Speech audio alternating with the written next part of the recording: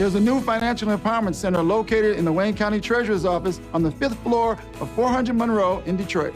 If you or someone you know needs help with their finances, budgeting, and making monthly payments, the Detroit Financial Empowerment Center can help. Wayne Metro Community Action Agency has counselors ready to provide free one-on-one counseling to help you address issues related to utility bills, taxes, and other financial matters. We can also help you improve your credit score.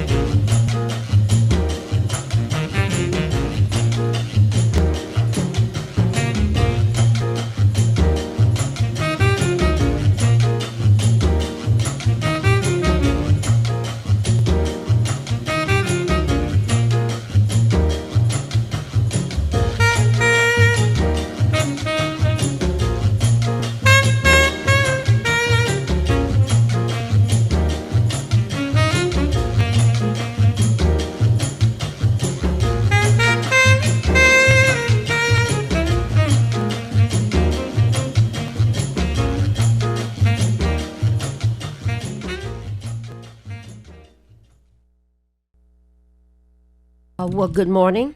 If you were looking for Marion, no. Go on, Marina. No. If you were looking for the weekly broadcast of the Ask Welfare Rights Program, you've been successful, and you found us once again. My name is Maureen Taylor, and I work with the Michigan Welfare Rights Organization, and I'm here with my colleague, the national chair of the National Welfare Rights Union, Marion Kramer, who's going to give you an official good morning and an official welcome. Go ahead, Marion. Good morning. And you know we must really love y'all to get out in all that snow this morning. You remember, we need you to call in and talk about the problems that you might be having in your neighborhood and other places where we can help some kind of way to clear some of this junk up that's we have had to go through in the last year or so. I want you to know that you are listening to WHPR TV 33, and if you're gonna call in, let's get these numbers down. Oh, see that those numbers popped up on that TV, Maureen. Just that quick. They so bright today. They came in from the snow too. Probably. All right. You see the numbers down below: 313-868-36. No. Why don't you start at the left? 313 868-4336. I'm still kind of sleepy.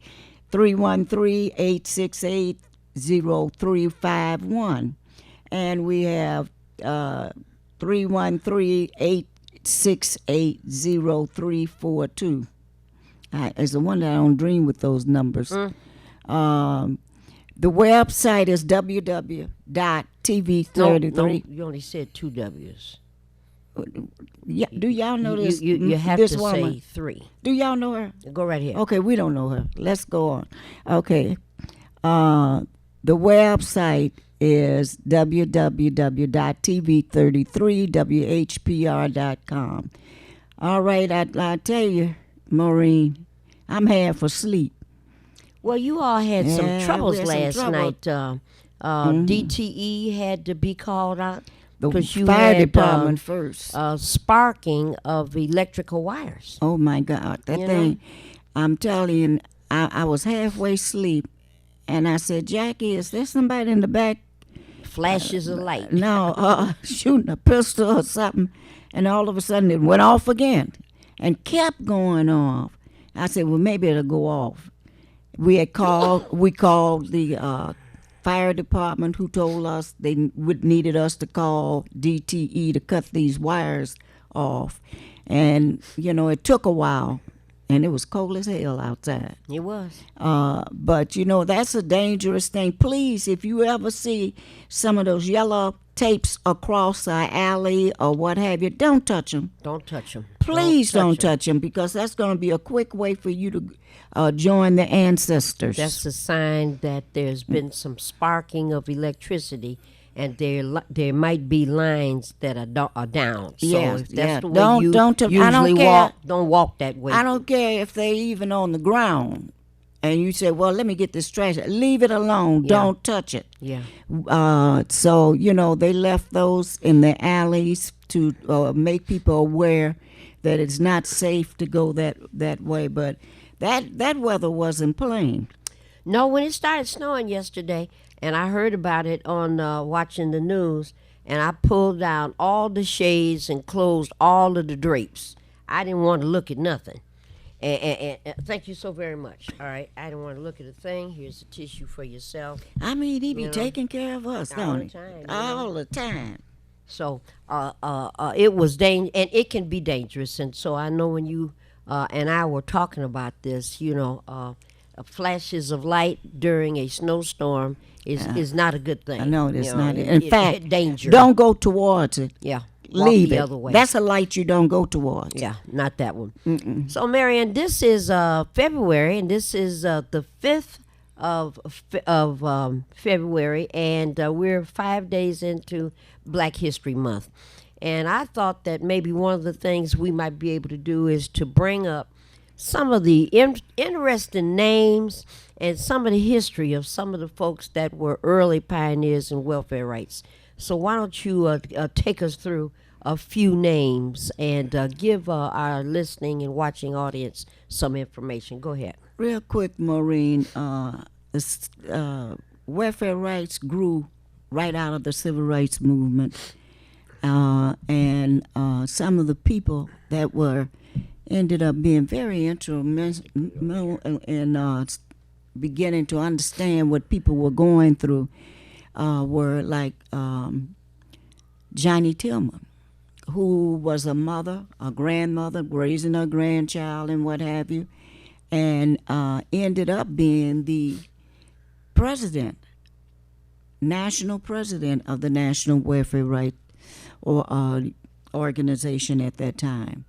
And Johnny, as well as Beulah Sanders, they could walk and carry a big stick. They had legs problems at the time, and talk softly, and finally trying to educate the people, those folks that was running the welfare department throughout the country. Welfare rights grew to over 100,000 people at one time because of the conditions that they were making people live in. Because if you know, women really had to hide any friends or anybody that might live close to them, or Hold on, caller. Be right with you. Go ahead. close to them and everything like that. I mean, it was a disaster, but it was pioneers like and warriors like Johnny Tillman, Beulah Sanders, Frankie Jeter, Annie Smart, and Annie, and all of them were from different states that became leaders in their area of work and fighting that, poor people needed a guaranteed income, but at the same time, we needed a respect and for the United States to stop lying that people are going to have a baby just to get some of that pitiful money that they were giving out at the time. So, those, if they were alive now, and Maureen, I remember when you used to be sitting when we would have a national meeting at one time, and Maureen had joined. Listen, I listen to these women. No, you didn't just listen. You started running your mouth and asking questions. I wanted to listen. But Johnny and them, they were the type of people that not only have you in tears, but have you cracking up laughing about some of the things that we had to go through to maintain national welfare rights. And I'm going to leave you with this on these pioneers. These were women, black women, Mexican women, all in the forefront of this, and constantly under attack by the government, saying, welfare rights couldn't go to bed, Holly, without being under attack by the federal government and all, because they know that we had exposed a lot at that time. And a lot of them are gone, and I sure miss them. And every time I would go to one of them funerals, I would say, you owe me one, because look what you done left us with this problem, this United States. This is one of the worst countries we could think about that lies all the time.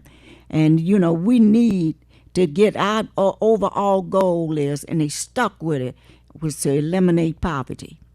To eliminate poverty, and to not only that, Maureen, they talked about education and a decent job, paying a decent wage where their family can also live.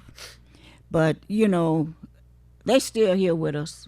Well, I want They you still to here say with us. something about the Johnny Tillman model of organizing. Well- 'Cause that's people need to know where is that coming from? That's coming from Johnny. I'm so happy that Gita, we need to get Gita on here one day. Gita wrote was able to get them to sit down and talk, and began to write a book on the national welfare rights organizations and the local areas that was out there fighting for people to have decent. There was some, I remember them coming to my office. We were some of the first people also that was fighting for affordable houses. Yeah. And fighting for everything else you have had in the past on welfare. But the So- model about having the victims. That's a different one.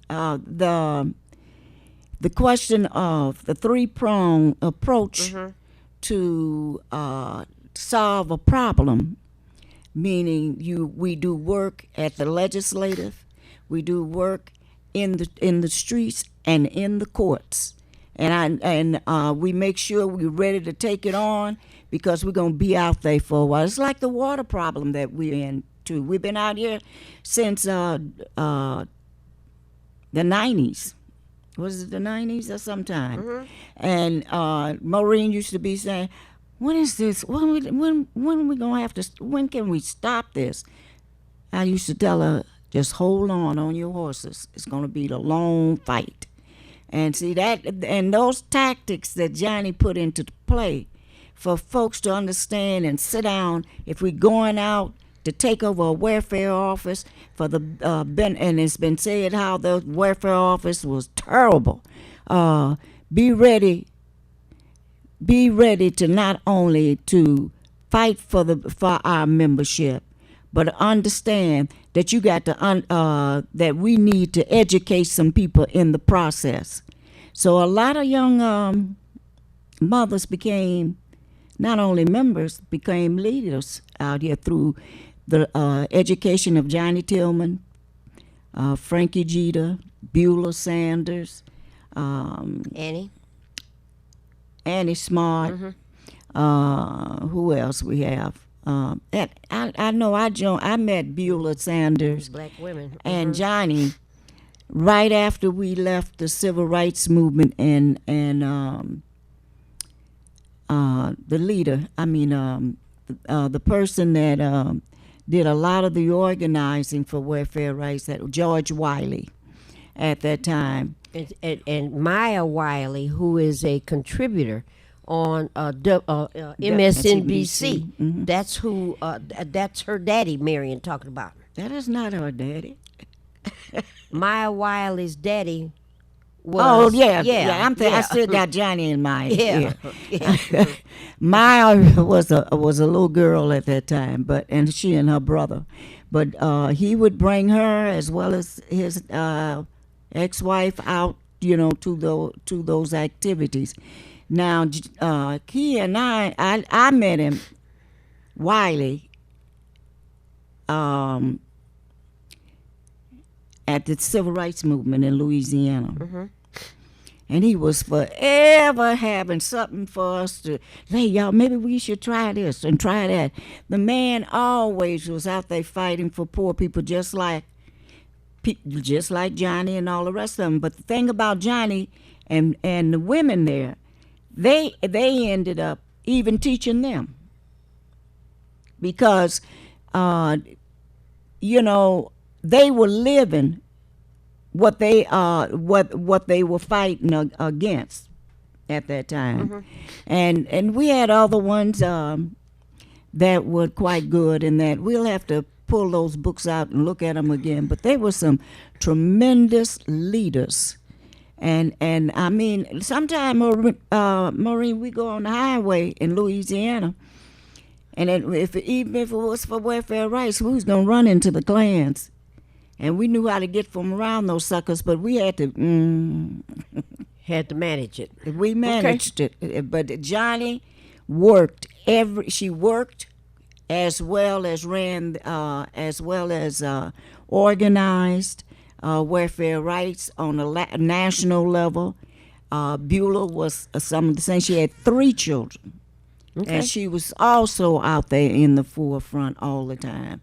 So, those got legends, a great history. Yeah, you will see their pictures come up again. Their pictures are over at the General Baker Institute, but we are looking for more of those pictures where we can make sure that people can see the magnitude of, and they face. We need plaques so that we can write something about these women pioneers, so. And we have some young people writing on it. Who was it? It was Annie Smart. Used to look at Maureen and say, that little crazy woman there. I said, yeah, she is crazy. But she went about, she said, yeah, she crazy just like us. I said, you got that right. But the thing about it, they didn't never forget you. You tell them that your name once, and they knew who you were until they got older, much older. But they were always, and you could always count on them. Always. All right. Well, Black History Moment. Early information, early details about the origins of welfare rights, and how some of these women, the one that stands out to me all the time is May Payne. And May Payne, I remember the first time in a demonstration in Lansing, and she told the police, that's the state police, that she rebuked the devil, and she was turning away from the devil, and just kind of turned her back on these very large, very tall, very armed police officers, and I rebuke you in the name of Jesus. Oh, Lord. May Payne was something else. May Payne. Reverend May Payne. Yeah, well, some of these women that were leaders in welfare rights, and you've called their names, and I hope that people that might be listening to us this morning will remember some of those names. I'm going to bring up another name. Diane Bernard. She was not, no. I'm going to bring up another name who was not in welfare rights that I thought about last night. And most people will not know this name, and that's what I was looking up on my phone. Stanley Knox was a police chief in Detroit a number of years ago, and that's when we were over on the East State Fair. And he had a wife, and that wife was Miss Dorothy Knox.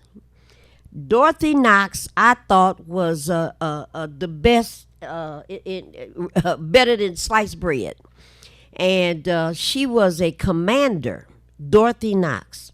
And I was trying to look it up on my phone to see how long she served in the police department. I'm sure she was there for a number of decades, and that's how she got to be Commander Knox.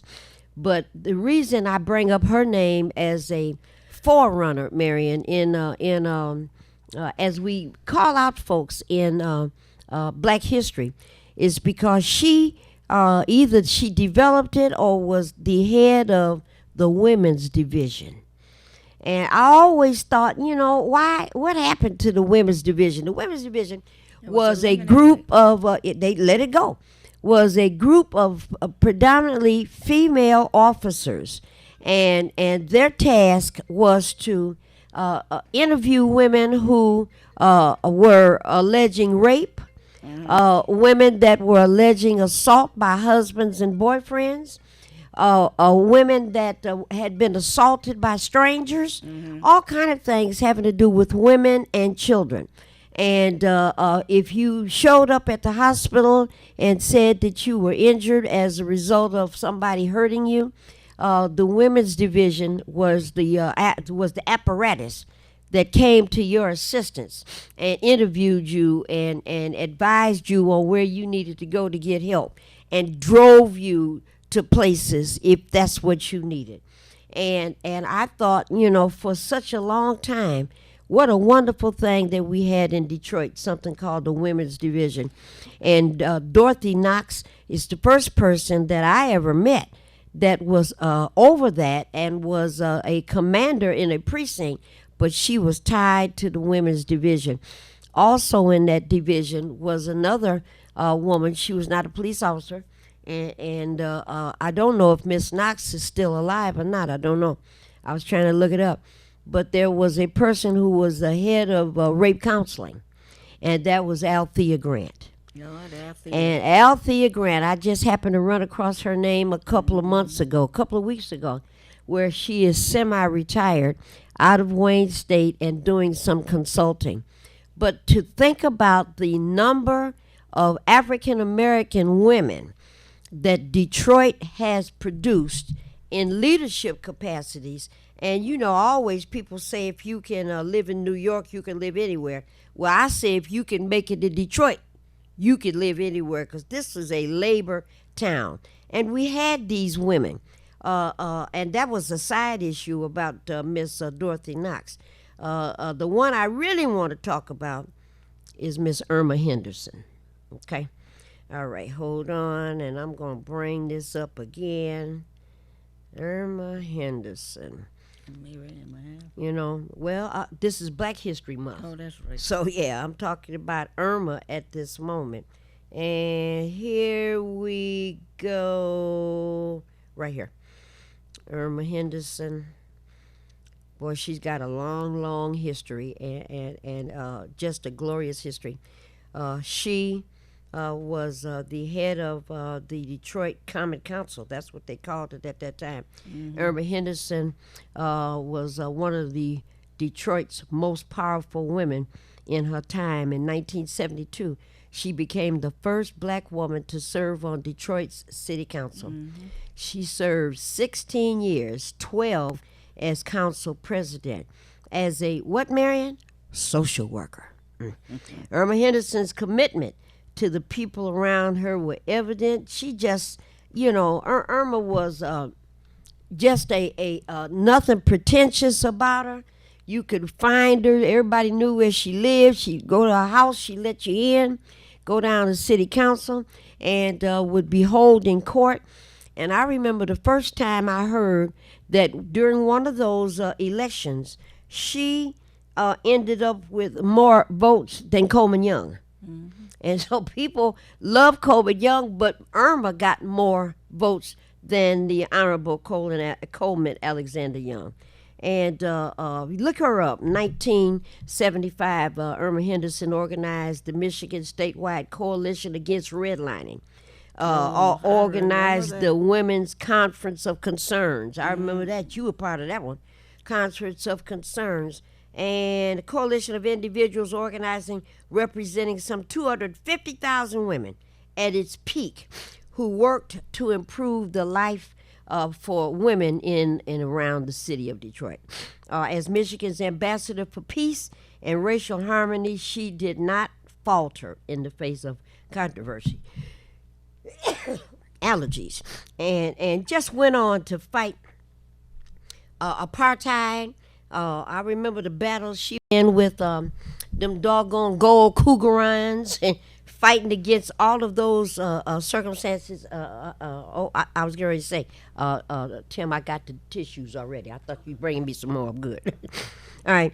1982, Irma Henderson held an unprecedented 4-day international trade conference for the Michigan chapter of the Continental African Chamber of Commerce and brought together ministers and ambassadors from 23 African nations. And I remember including Desmond Tutu. And I remember some of those early days and watching and, just paying attention to hear these women born in Tuscaloosa. And hear these black women just making so many strides. And, it was always my hope that after we learned that Cobo Hall was going to be renamed, they was going to take that bigot's name off, Cobo, and call it something else. And, you and I talked about this. I always thought this should have been the Henderson Mahaffey Conference Center. It needed to be. Henderson Mahaffey a conference center to honor those two social workers who were very much a part of the leadership in the city of Detroit. So, on this first recognition that we're doing starting this month of women, of black women who were leaders, just absolute leaders, I just wanted to lift the name of both Dorothy Knox, Commander Knox, and for sure, Miss Irma Henderson. The next one I would like to raise is someone that's dear to our hearts. My sister-in-law, Diane Bernard.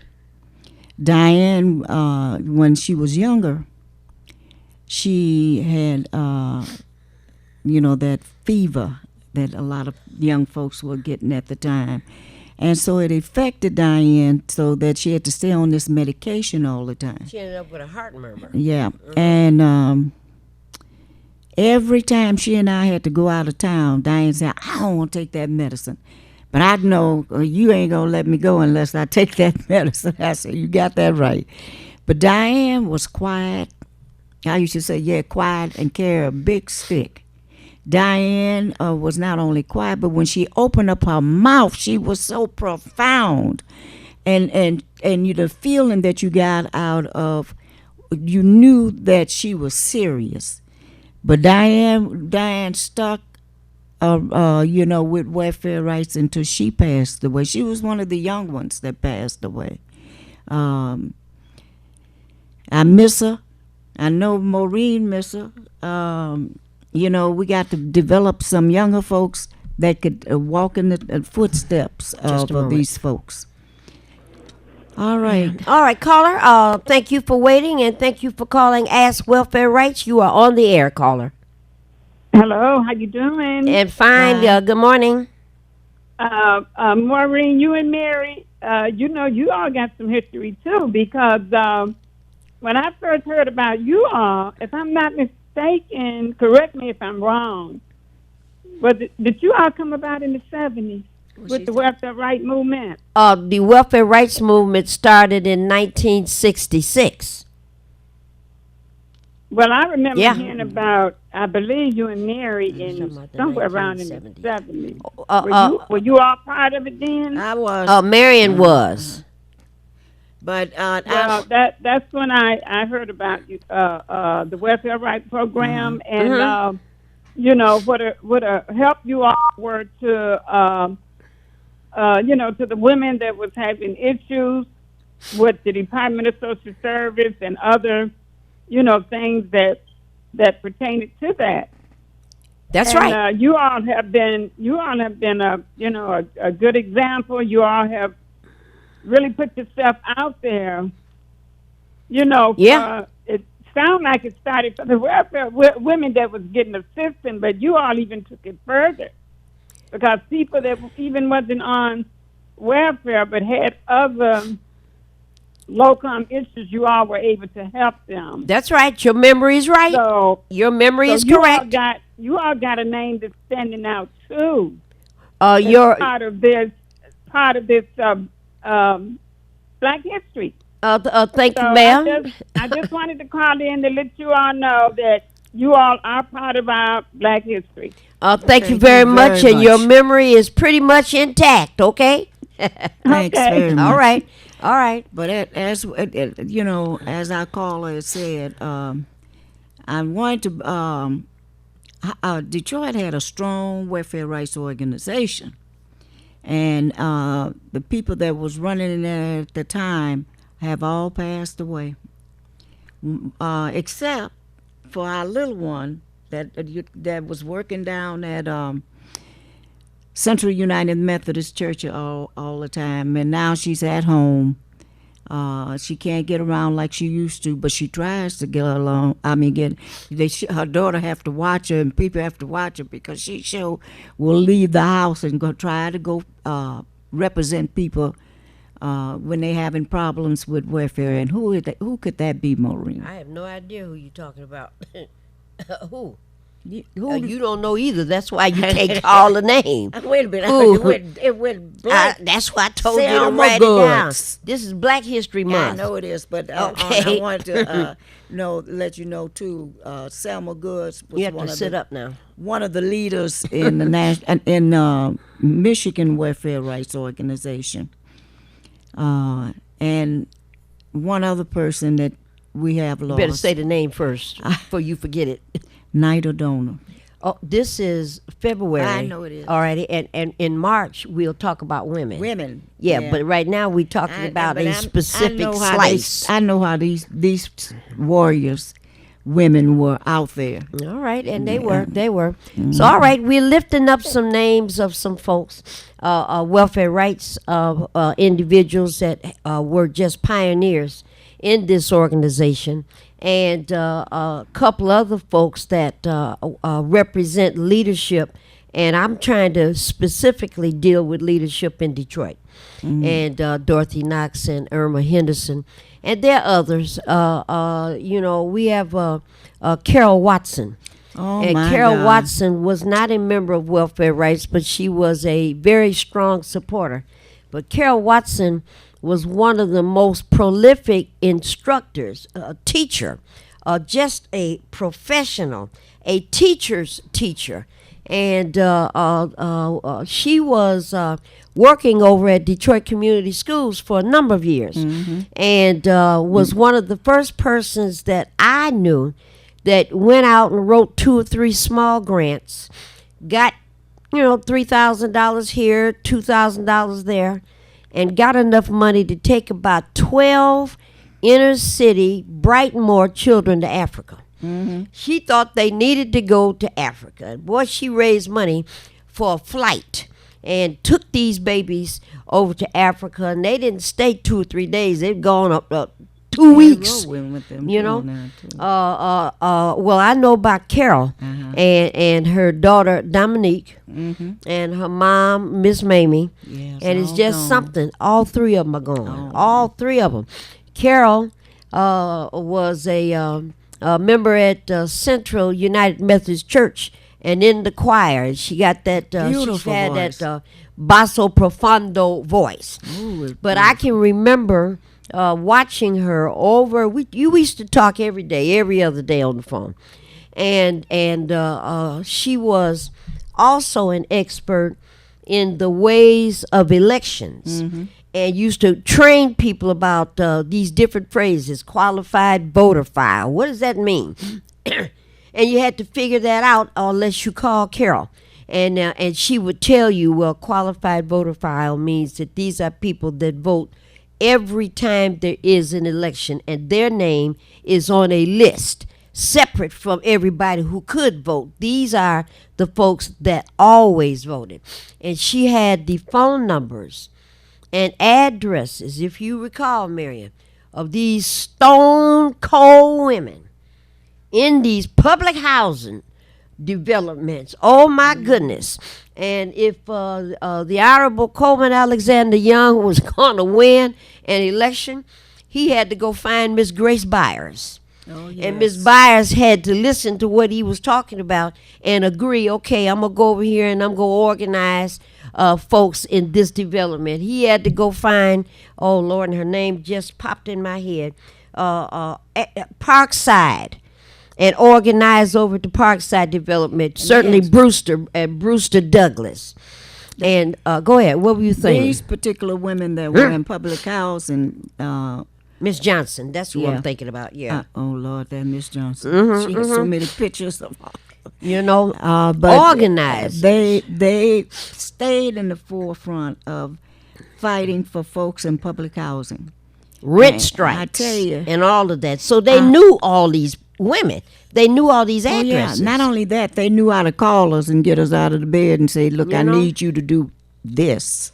But they were some strong women, Well, wonderful women. you could not get elected to an official office in Detroit unless you went to those public housing Oh, my developments, God, yeah. and you had to convince those, mostly women, that you were the candidate that they should support. Mm-hmm. So, Maureen, those women too were so profound when they began to understand and learn more and more about welfare. They knew more than attorneys did. Yeah. They knew more than They the knew the workers details. that were supposed to be servicing you for your problem. And one little thing, and I'm through, and that is, I was talking to Michelle the other day, and we were laughing about how we used to do those food, teach people how to calculate what they should be getting in food stamp. And we was laughing. We said that sure was a hell of a weapon, because we would get those little booklets from FRAC and sneak them in there to the workers and say, read this, and you'll learn how to, in an easier way, and Calculate. not only calculate, but at the same time you will be able to learn how to figure out these food stamps, and not have to make people wait 30 days to get them. So it some real good leaders. I'm thinking about, I think her first name was Corrine, and she was short end of the stick. You remember the Short End of the Stick organization? And She was with she was. Where I'm going is these tenant associations, and I don't think there are any tenant associations at the public housing developments anymore. We've got where Herman Gardens used to be a very strong tenant organization. Ruth Williams was very much involved with that, and just a heck of a leader. And then at Parkside, I can't think of the lady's name that was the head of the tenants union over there on Parkside. I can see her face, but I can't think of her name. And the one that was over on Chrysler and 75, that was a man that was the head of the tenants association over there. And the reason I'm raising that is that these were almost every one of them were born in the South, and they had limited access to academics. Maybe they finished high school, maybe they didn't, but these were absolute experts. They were experts. When you got in the room with them and they were having a moment to give a report or to explain what was going on and how they wanted the tenants organization to think about a particular problem, they came prepared and detailed and insisted, many of them, that you needed to bring a notebook and pencil and take notes. Just brilliant in terms of their tactical and strategical approach to these issues of poverty and food stamps and how do you get your rent taken care of, and if you're behind on your rent, what you do. But I don't think there are, and I think about it now, I don't think there are any more tenant associations at these public housing developments, because Not like when people we were organized. I don't think there's any at all. Because out where Ruth Used to live. where she was, what is the name of it now? Greenview Estates. Yeah. And as far as it last, Changed the I'm name gonna say at and least a everything. year. At least a year since I've been over that way, since it's in my school catchment area. And they've got a management company there that manages it. And when you go up on a porch to put a leaflet there to talk about something that's important to the residents, the management association is notified, and the police are sent to tell you to stop passing out flyers because I didn't have permission. And news to me. I didn't know I needed permission to go to a public housing location. Then the officer says not public anymore. Well, what is it? What is it? Well, I had to get an education. I had to learn. But in those days, and we're talking about 80s and 90s, there were some of the strongest organizers, and their names I'm sure are listed in some history somewhere. What is this guy's name? The one Ruth used to call all the time. His last name is Beal. Bob Beal. Remember Ruth used to call his name? His real name is Robert Beal, Beale. Quite by accident, Marion, about 6 or 7 months ago, somebody called into welfare rights and needed some help with some public housing. They don't call it that anymore, with their subsidized housing. And they read a letter to me, the person on the other end of the phone, and then when I wanted to know who signed that letter, it was signed by a guy by the name of Robert Beal. He is still managing housing. 6 months ago it was. Caller, you are on the air. Thank you for being patient, and thank you for calling Welfare Rights. You are on the air, caller. Are you going to run for mayor? No, I'm not. That's all I wanted to know. And thank you, and goodbye. Caller, you are on the air. Thank you for calling Ask Welfare Rights, and you are on the air, caller. Go ahead. Good morning. And good morning.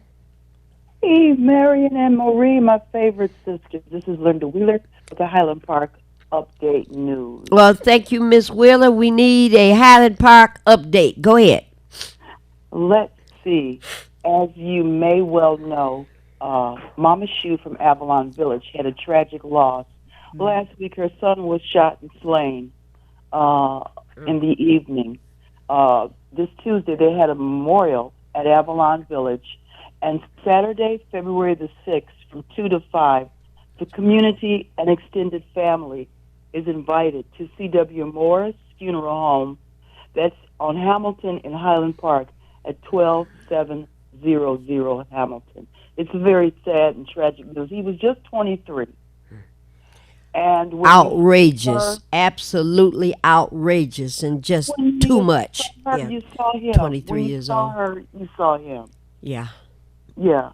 And we, the Human Rights Coalition of Highland Park, along with Marion, Gracie Wooten, and myself, and other members, we took food over this past Sunday, and also Friday and Saturday. And we send light and love to Mama Shue. This is her second son. She did have a stepson who was slain 2 years ago. So, actually, in actuality, Maureen, it's pretty tough. Yeah. It's too much. Yes, it is. Yeah, the heart can only take so much grief. That's what it feels like. That her grief meter is full up now. Yeah. And she works so good in the community, particularly with these young folks out here. And then, right. And look, and, so when you see her, just say some good words to Mama Shue, because she's if you need her, she would be there for you. That's right. Well, Linda, you sounding pretty good this morning. She's not finished yet. We're recording.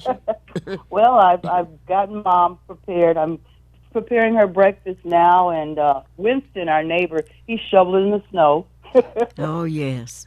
Yeah, and both of you sound as chipper and alive. I'm still trying to keep up with you both. Please. Well, all right now, are there any upcoming events or activities that you want to share with us? Anything on the horizon yet? Well, as far as the school district is, we had to postpone the grand opening, the revealing of the media center at Barber School. It's going to be really nice and COVID safe as well for students. The governor, has proclaimed that school should start in March, and still our board of directors is deciding which direction, we would go. Will we do hybrid, 2 days maybe in the district and Yes. 3 days at home, or stay at home, or go to school completely for 5 days? That's still up in the air. But the media center, which was a library, got a completely new attitude and a new bag. It looks gorgeous. Okay. If Okay. you're ever on Woodward, 6 Mile, the east side of it, we've got a big, old, beautiful sign promoting Barbary School. And this is the first billboard that I really am impressed with. It's clean. It has a few words, and it just tells you everything, Okay. Wow. But it's a showstopper, though. It really impressed me a couple of days ago. I said, now that's the billboard that I like. All right. All right. Well, thank you, Ms. Wheeler, for the You're Highland welcome. Park update. You're welcome. And thank you, and please tell those people that live in the house with you that we said hello. Oh, yes, thank you. Will. Thank you. Love you both. And take care. care. All right. Thank you now. Bye. Bye-bye. All righty. We're down to our last 10 minutes. 868-0342, 868-0351, and 868-4336. Marion, people are still able to contact Wayne Metro if they need help with a delinquent light bill, gas bill, water bill, rent, all those things, burial funds, all those things are still accessible. Area code 313-388-9799. Forgot for just a moment. And so folks that need help with those things, the help is still available. I said rent.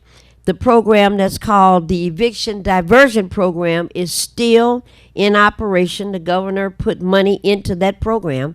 And for eviction diversion, you can call area code 866, and the number is 313-2520. Area code 866-313-2520. And if you need help with back rent, they can give you help with back rent if you live in Detroit, Highland Park, or Hamtramck. Caller, you've been very patient. Thank you for waiting, and thank you for calling Ask Welfare Rights. Caller, you're on the air. Caller, you there? All right. So now the other thing, Marion, you and Gracie and Linda and some other folks from Highland Park had raised this question of you all don't have a health department in Highland Park anymore. Gracie's the You know. person that began to trying to get help and stuff like that to make sure that we do have one, and we sticking right with her on that. Well, the issue came up around vaccines, and so far, residents in Highland Park, as far as I could tell, were told you have to go out to Wayne, Michigan to get you a vaccine, and you have to get on the list. Okay, so that's what we heard. Let me try this again. Caller, you're on the air. Are you there? Okay. So the task force, we raised that on the task force and brought up the one in now I want them to know what task force. well, okay, we raised it on the governor's task force with having to deal with racial disparities, and we raised it there. And there's some folks that are tuning into this. And so far, Gracie's the lead organizer on this particular activity. And what the steps are, what we're trying to do is to get something nailed down for residents in Highland Park so that you don't have to go someplace else to get a vaccine. Caller, you're on the air. Thank you for calling Ask Welfare Rights. Are you there?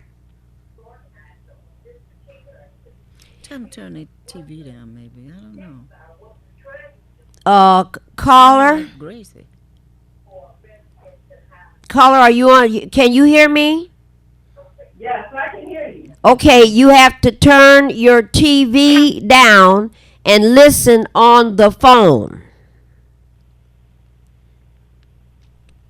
Okay, you have to listen on your phone. You there? Yes, I'm here. Okay, there you go. Hey, good morning, ma'am.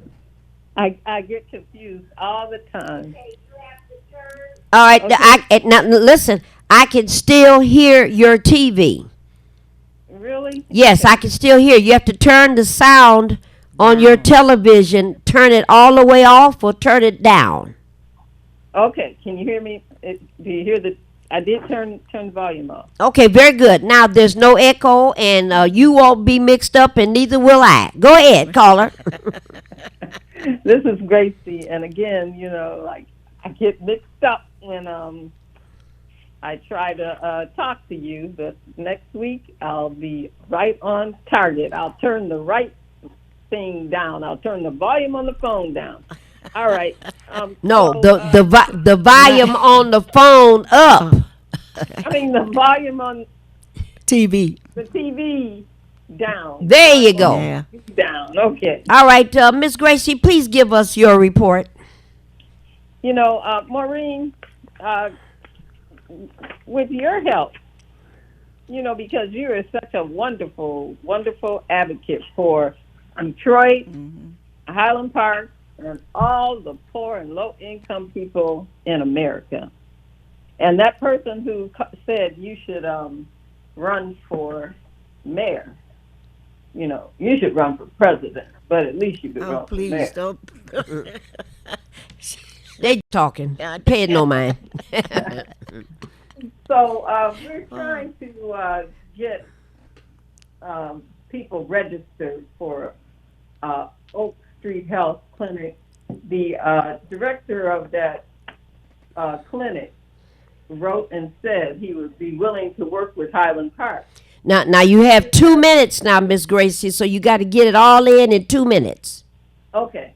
So we're trying to just get it organized because, like one of the things that they do, the form at Oak Street needs to be updated. Plus, it's hard for people to actually sign up by these online forms. In fact, I heard Warren Evans talk about that this morning when he was talking about the lack of vaccines in Wayne County.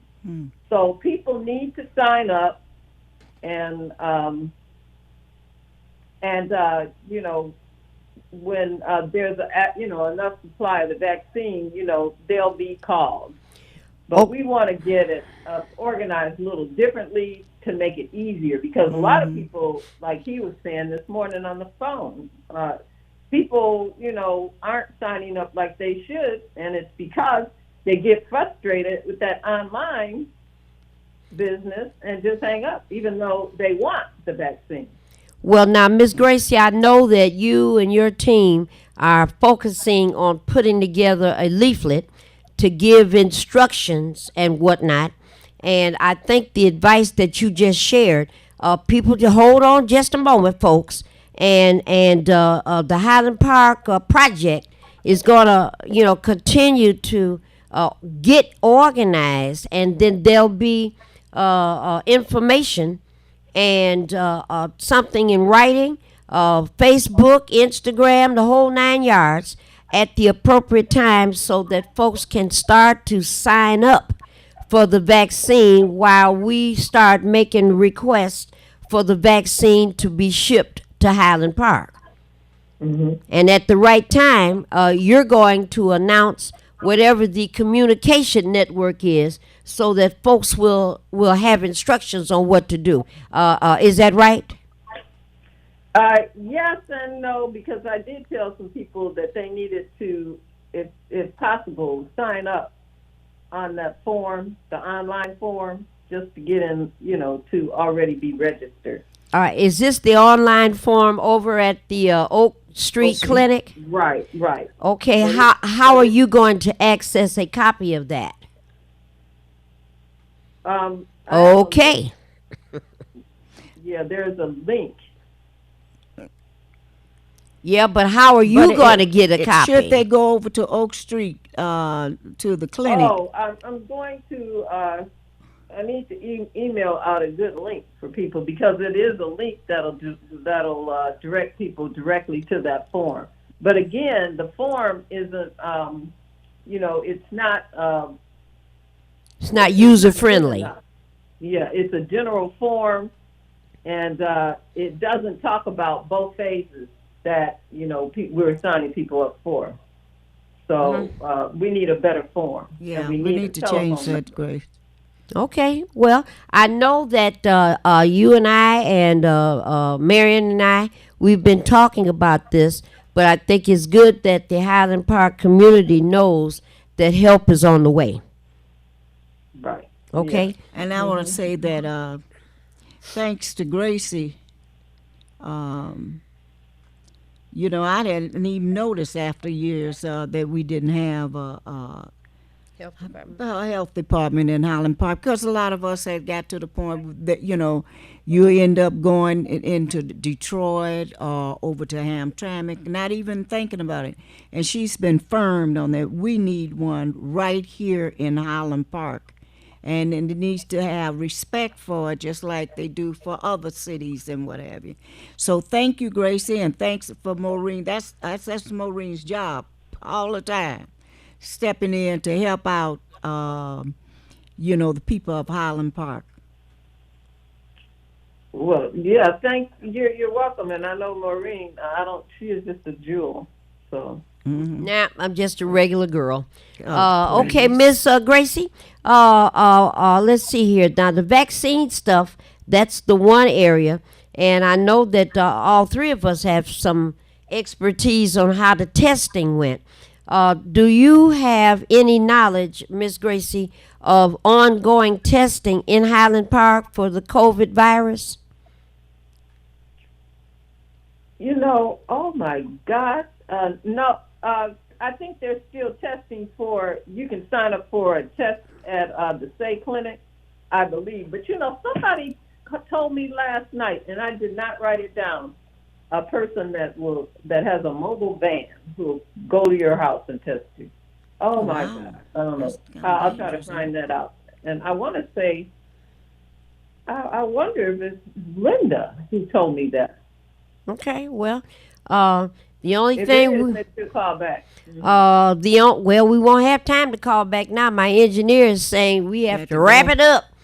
So now, Miss Gracie, we're going to commit and make certain that you have to call us next week and on Friday, and we'll deal with the loud phone and the quiet TV, and we'll do that again next Friday, and it should be some specifics. So thank you very much, Miss Gracie, for calling in and letting people know that help is on the way. Okay?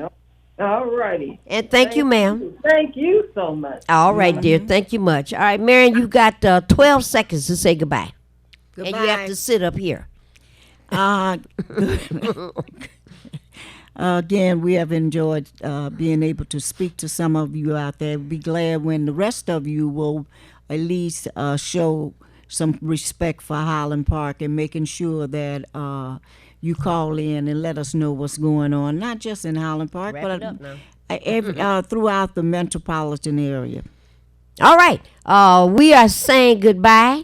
It's been a wonderful hour. Then happy Black History Month for everybody. Folks looking for us at Welfare Rights, 313-964-0618. Or you can always call and leave me a message down at the job, 537-3570, 537-3570 at extension 200. Lord willing and the creek don't rise, we will be back again next Friday. So, Marion, hold your head up and say goodbye. Bye. I'm going home and go to sleep. There's a new financial empowerment center located in the Wayne County Treasurer's Office on the 5th floor of 400 Monroe in Detroit. If you or someone you know needs help with their finances, budgeting, and making monthly payments, the Detroit Financial Empowerment Center can help. Wayne Metro Community Action Agency has counselors ready to provide free one-on-one counseling to help you address issues related to utility bills, taxes, and other financial matters. We can also help you improve your credit score.